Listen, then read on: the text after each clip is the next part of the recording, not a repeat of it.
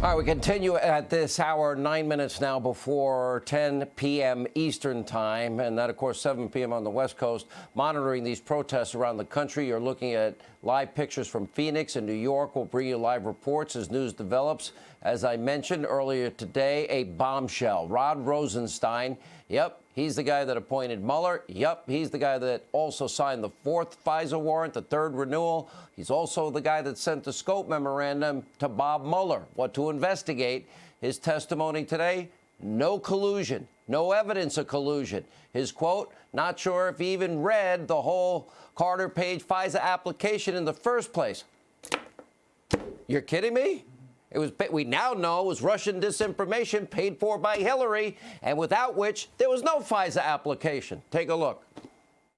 You asked me about reading the FISA. There are a lot of FISA applications that come through. Some are more significant than others.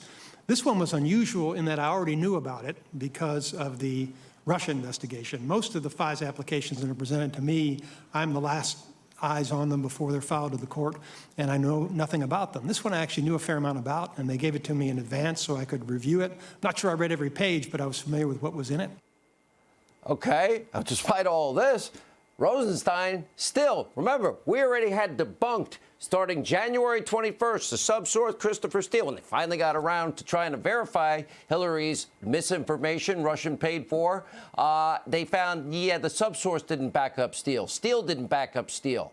That means he appointed this guy for no reason, putting the country and the president and his administration and all the people that work for him 2.5 years through hell, which he says, well, he wouldn't do now. Joining us with a reaction, he's leading the hearing, Senate Judiciary Committee Chairman Lindsey Graham. I can't believe what I heard today. I cannot believe it. And by the way, for those people that say, where's Lindsey? He's talking, but he's not getting it done. You got it done today, and it's only the beginning. Yes, it's the first step in a journey that will end probably in October to try to explain to the American people how the hell did this happen. How was it possible that the FBI and the Department of Justice defrauded the FISA court numerous times and nobody knew about it? Well, what did Rod Rosenstein say? If I knew then what I know now, I wouldn't have signed the warrant. You know why he said that? Because if you knew that the subsource had told the FBI that the dossier was a bunch of garbage and you signed the warrant anyway, you're a candidate to go to jail. But the most stunning thing to me was that the scope memo outlining what Mueller could do was prepared by the same people that defrauded the court.